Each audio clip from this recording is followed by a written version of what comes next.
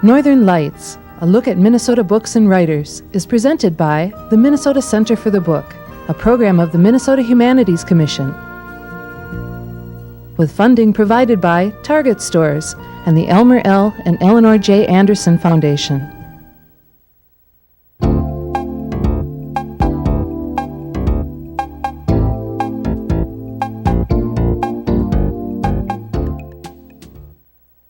Welcome to the Northern Lights. I'm Kathy Baxter, Supervisor of Youth Services at the Anoka County Library, and we are honored to have with us today a shining new star in the literary firmament, as it were, Kate DiCamillo, whose first novel was published a little over a year ago and took us all by storm. Everybody in Minnesota. It was called Because of WINN-DIXIE, and with her first novel, she won a Newbery honor, which is an incredibly wonderful distinction.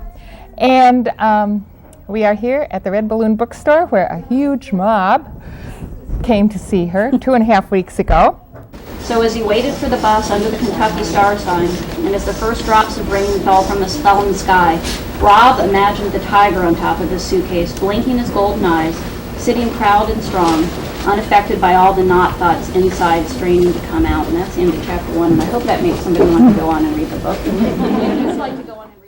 Because of WINN-DIXIE is a book about a girl named India Opal Baloney who moves to a new town and finds a stray dog in the grocery store, names him for the grocery store in which she finds him, WINN-DIXIE, and through that dog meets a lot of different people, makes a lot of friends, and comes to terms with the loss of her mother.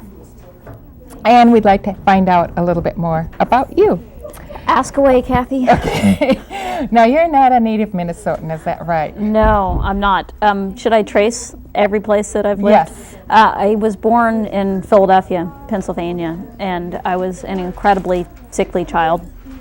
I got pneumonia every year for the first 5 years of my life. So this was at a time when geographical cures were still being prescribed. Doctors said go to a warmer climate. So we moved to Florida when I was 5 years old, and that's where I grew up. I moved to Minnesota when I was 30 years old, and I've become fond of saying I moved without socks. I didn't have a winter coat. I'm like, how cold can it be, you know? And the native Minnesotan rolls her eyes. Yes, we know how cold it can be. I discovered, too, that I needed socks. I don't have any on today, but it's spring today, March 20th. March 20th. The first official day of spring, so I did not wear socks in honor of that. That's quite wonderful, because there still is a bit of snow on the ground, in fact, if you haven't noticed. Yes, but it's temperate. It's 42 degrees. But tell us about how you feel about snow, just for... Well, you know, I have to say, I know it's not a popular opinion, but I don't mind the winter at all. Maybe it's because it's still a relatively new phenomenon for me.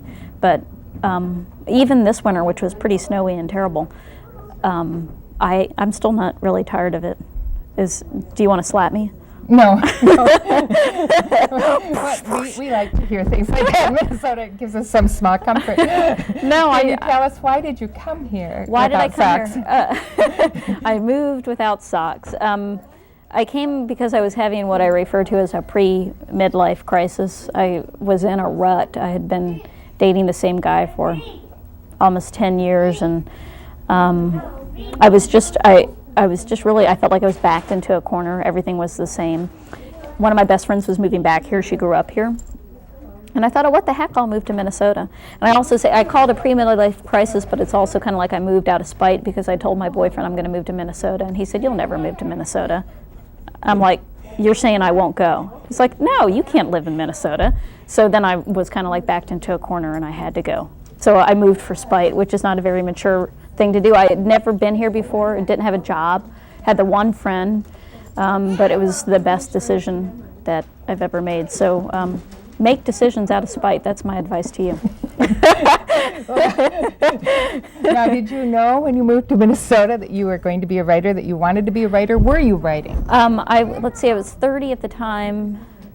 So yes, I had committed to writing about 2 years prior to that, doing 2 pages a day, 5 days a week. So I had not tried writing for kids. That's another gift that Minnesota has given me. When I arrived here, I got a job at the Bookman, a book warehouse, and I ended up on the third floor, which is the kids' floor. And I was filling orders, picking the books off the shelves, and as I did that, I started to go, oh, I remember this book, and oh, I loved this book, and then I started to read some of the new books that were out there, and I thought, man, this is fantastic writing. I'd like to try it myself. And so up until I moved here, I'd only been writing for adults. I still write for adults, but I tried my first kids book because of seeing all that kids literature at the Bookman. Had you been published before you came here? No. Everything that's happened to me has happened to me because I'm in Minnesota, is the way I look at it. Okay, now how did that happen exactly, that we were able to accomplish something you've been wanting to accomplish? And I know time and practice entered into it too. Right. It all happened all at once, though, kind of. It was in 1998. I got my first short story published in a literary journal. And then within, I don't know, 2 or 3 weeks after that, I had also applied for McKnight Fellowship for Writers, and I'd sent short stories into them, and I received that fellowship, which was a life-saving kind of thing because I'd been living a hand-to-mouth existence financially, and it was a very generous grant that they gave with, no strings attached. It was just, here's the money, keep on writing. And so that was wonderful. And then within 3 months of that, Candlewick said that they wanted to publish because of WINN-DIXIE. So it was just like, for so long I labored in the dark thinking, I could very well write for the rest of my life and not get published. And it was that whole thing of, people going, why are you wasting your time? Why don't you give in and get a real job? And why don't you just call it the hobby that it is? And me being hard-headed and going, no, this is what I want to do with my life. And there were so many critics of that, of that pie-in-the-sky kind of belief that I might get published someday. And then all of a sudden, all this affirmation came in one huge wave. It was a wonderful year. And like I said, I attribute it all to Minnesota. But now tell me, how did you know to apply for a Mike McKnight grant? How? Well, the Loft is a literary center here, and that's another wonderful thing about Minnesota. I think like the Open Book is probably the only place of its kind in the country where there's that whole, you can go in there and find out so much about what's going on in writing, not only here in Minnesota but nationwide. And so if you belong to the Loft, you got notices that these grants were available. And the application procedure is so easy. You didn't have to fill out a multitude of forms. It's just a cover letter and then your work. And so for writerly types, which I definitely fall into that category, sometimes I'm faced with all the paperwork that goes along with the grant and I'm reduced to tears. But with the McKnight thing, it's so straightforward that you can just, here's my work, here's my cover sheet. And so I just found out about it through the Loft, and I'll be eternally grateful for that. So were you taking classes at the Loft? Were you teaching classes at the Loft? Oh, teaching, please. Who would come to my class, Kathy? That's a good one. Lots of people would come. You have people beating down the doors now to come to your class. No, when I moved here, right before I moved here, like I said, I moved with absolutely no purpose other than getting out of my rut. And then I found that I'd stumbled onto something wonderful, that there was such an artistic community here. And right before I moved, I read in Poets and Writers, which is a magazine for poets and writers, ironically enough, that about the Loft and what an extraordinary place it was.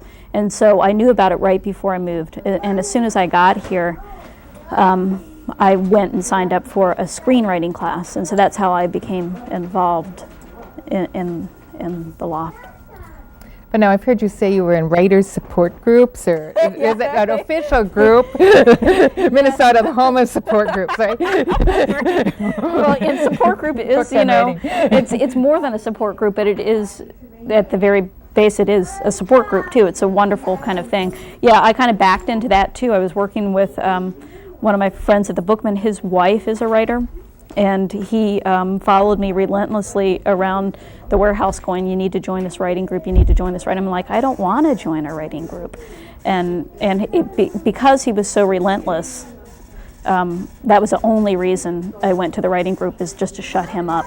Thank you, Lewis. And so that was my first writing group, and that was a wonderful experience for me. I don't have time anymore to balance everything that I want to get in my life. I haven't been able to go to that writing group, but it was a wonderful, very supportive, and you got used to reading your work out loud, to getting feedback, and to being able to withstand criticism. And then about 2 years after that, I was referred to Jane Rush Thomas in a class that she teaches out of her home. And so those two groups have been instrumental, not only in support, but in critique. So. Do you have a children's book writer that's your favorite, or did you have favorite books when you were a kid? I read without discretion when I was a kid. You know, you could give me the instructions for how to put a radio together and I'd go, oh boy. I mean, anything to read. I loved to read. I went through everything in the small library in town and everything on my parents' bookshelves. There were things that I returned to, things that I read and reread. Little Princess was one of them. I never got tired of that book. There were also lessons that I learned, like with Black Beauty. I read that, and I'm like, never ever check out a book with an animal on the cover. And here's my book with an animal on the cover. But I'm like, I didn't read Charlotte's Web when I was a kid because of the whole Black Beauty experience, which had me terrified. And so Charlotte's Web had a pig and a spider on the cover. I'm like, no way. Who knows what happens to those animals? No way. And I just read it a couple of years ago. It's a wonderful book if anybody hasn't read it. Where were we? Favorite books. The Yearling was another one that absolutely devastated me before I learned the whole animal on the cover thing. I think they actually might have cheated in the edition that I had. It didn't have the deer on the cover. And I got into adult books pretty early. I read Gone with the Wind when I was in 3rd grade because it was a rainy day and my mother was like, no, we're not going to the library. And I'm like, well, what am I going to do? So I looked for the biggest book I could find, and there it was. And most of it went over my head, but I loved it anyway. Wuthering Heights the same way. That was on the bookshelf at home, and so I read it. When I was working at the Bookman and as I slowly became up to date on what was going on in kids' books, I've got, of course, current favorites. Karen Hess is one of them. Christopher Paul Curtis, I think, is extraordinary. Catherine Patterson. I mean, all of those people I learned so much from. So. What about adult writers? Do you have adult writers that you? Well, once again, it's so wide-ranging. I love Richard Rousseau. I don't know if you've ever. No, I don't. Nobody's Fool and Straight Man. Those are wonderful, wonderful books. Ann Tyler is one of my all-time favorites. Isaac Denison, Out of Africa and 7 Gothic Tales. Winter's Tales. Who else? I always feel like I slight people when I do this because there's so many writers that have been important to me. I remembered one that I always leave out, Lewis Norden, who's a Southern writer. Sharpshooter Blues, he's extraordinary. So I'm kind of like all over the map, and I apologize for that. Do you forgive me? Did you always want to be a writer? No, at first, and I always tell this to the kids when I'm going into schools because they like gory things. For a long time I wanted to be a veterinarian. I love animals. The question was, have I always wanted to be a writer? And when I was about 9 years old, I was sitting in the vet's office and somebody brought their dog in with the dog's eyeball hanging by a stalk. And I said to my 9-year-old self, I said, self, you're not going to be able to be a veterinarian. And so then I started looking around for something else to do. It wasn't until I was in college that I started thinking that maybe I wanted to write. And then what I thought was not that I wanted to write, but that I wanted to be an author, where, I would somehow the books would magically appear, but I would have nothing to do with writing them. I would just be told how brilliant I was.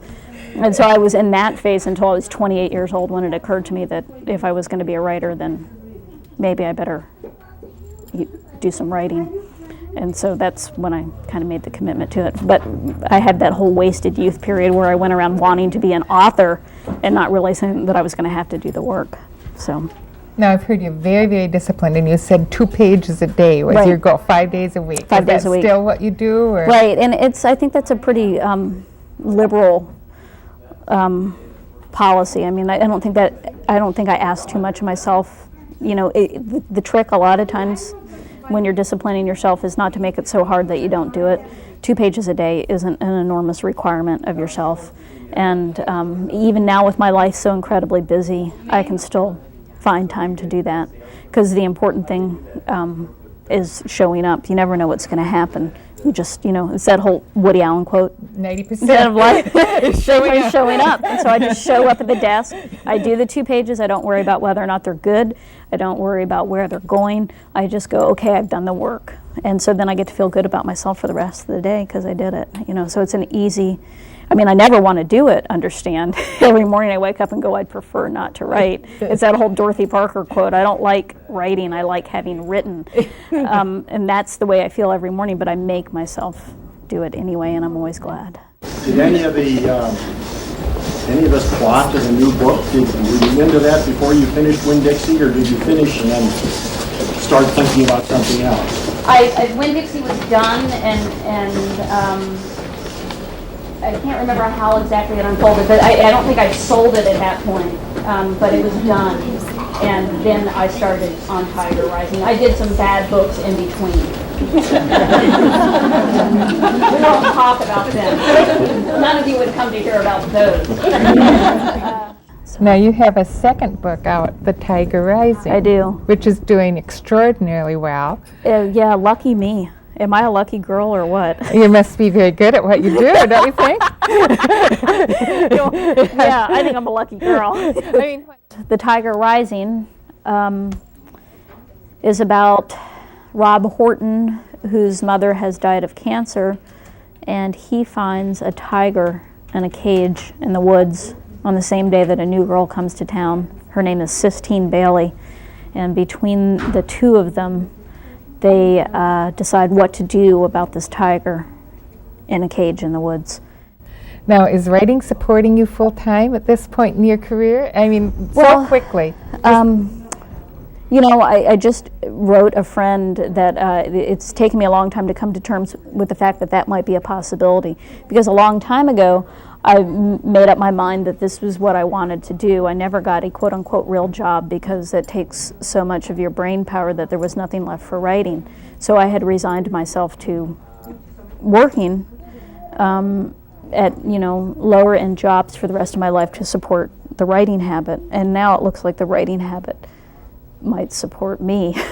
And I'm still getting my mind around that concept. It's a possibility that I could make a living writing, which is a stupefying statement, you know. Not that many people do it, very small percentage, Yeah. you know, of the people who want to. It's sort of like acting, you know. Right. Just hardly anybody makes it. Now, your friends back in Florida, are they kind of surprised? It's funny because well, you know, for a long time, I did really well in high school. I did really well in college. A lot was expected of me. I was a good student, you know. And then there was this long dry period where I went from job to job, working at campgrounds and Disney World, and you know, cleaning toilets and any number of things, which it was very hard for my mother in the small town that I grew up in. You know, she'd be grocery shopping. They'd go, "Betty, how's Kate doing?" "Oh, she's doing all right." "What's she doing?" "Oh, she's working at a campground calling bingo." You know, and I knew it was killing her, you know, because, oh, yo, Kate had so much promise, you know. But she's writing, my mother would always say, and they, "Oh, good luck with that writing," you know. So I guess everybody maybe is surprised. I finally have achieved something after all that early promise. I know my mom loves going to the grocery store now, you know. You should go to the WINN-DIXIE store. Yeah, she's going to wear a big gold medal on her chest, or a silver medal, rather, passing out, you know, reviews of the books and stuff. My daughter, the writer, so. Now, is your dad alive, and do you have any brothers or sisters? My brother is in Boston. He's 3 years older than me, and he is a one-man publicity. He's so behind me. This second book is dedicated to him. He's been an extraordinary support to me. He couldn't be more proud it's almost like he wrote the books himself. And pity everybody he works with, because They're going to hear about it. that's right. Not only are they going to hear about it, but they have to read the books and report back to him. So Was he thrilled to death to have the book dedicated to yes, him? he was. He was, absolutely. And my father's in Pennsylvania, and I'm sure he's proud too. A lot of people ask you why the mother is dead and they're gone, not dead. Right. My mother's starting to discern that pattern in my work too. She's like, "What's the deal with that?" Well, I grew up in a single parent household. My father wasn't there, and so I think that maybe in the strange way the subconscious has of dealing with things, I'm working through that by using a mirror image and having the mother be gone. I don't know. It's one of those mysteries. Writing is free therapy. What was it like to get that phone call on Monday, January 15th? 2001. 2001, around Well, 8 a.m.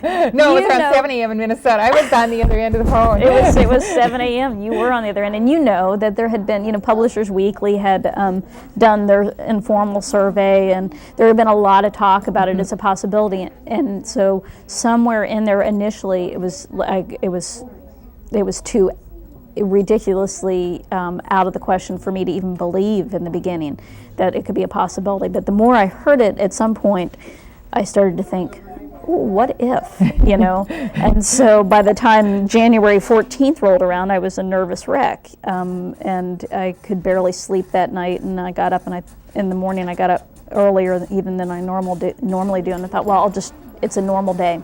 Doesn't matter. The whole thing is about writing, not about awards.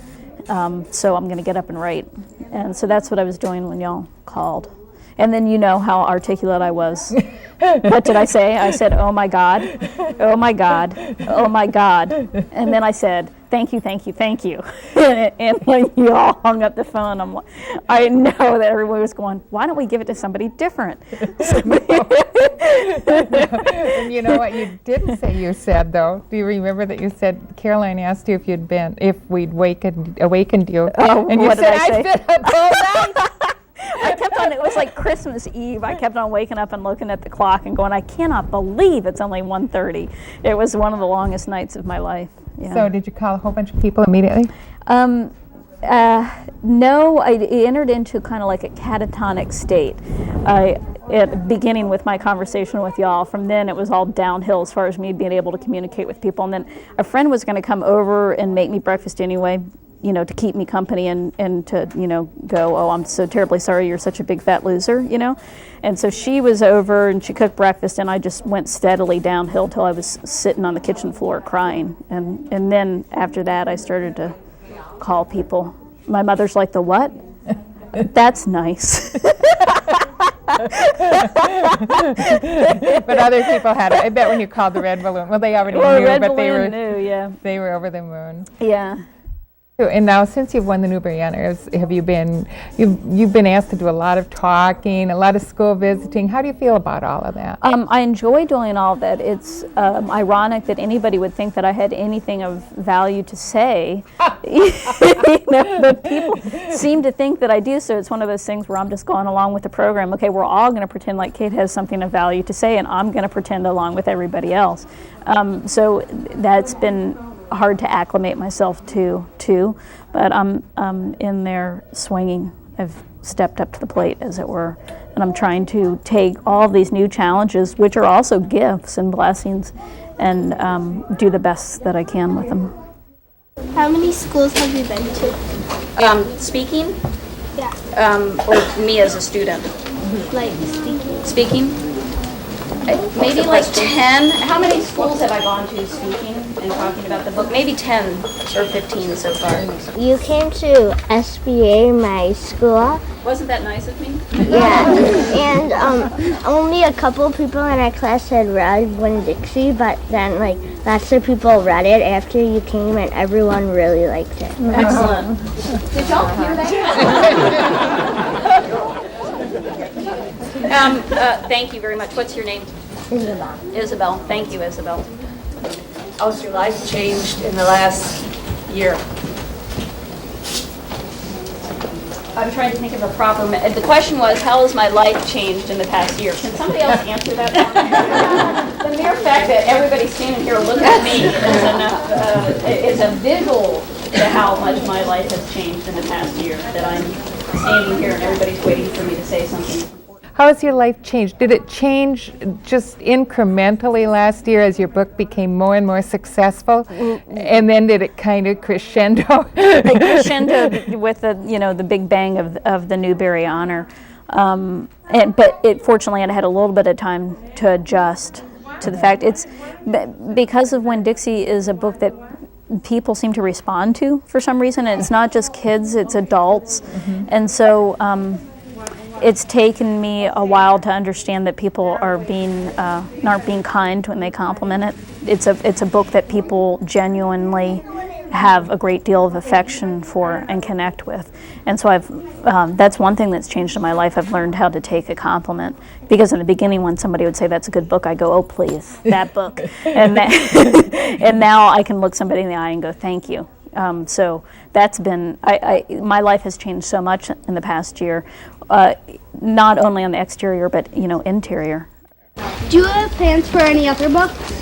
I'm working on another book now, and I'm very superstitious about what I'm working on, so I will not tell you what it's about, but things are going pretty well. And I'm also working on a collection of short stories for adults, which you will someday be one. So maybe by the time I'm done, then. But we'd like to thank you for joining Kate DiCamillo and me, Kathy Baxter, today for Northern Lights.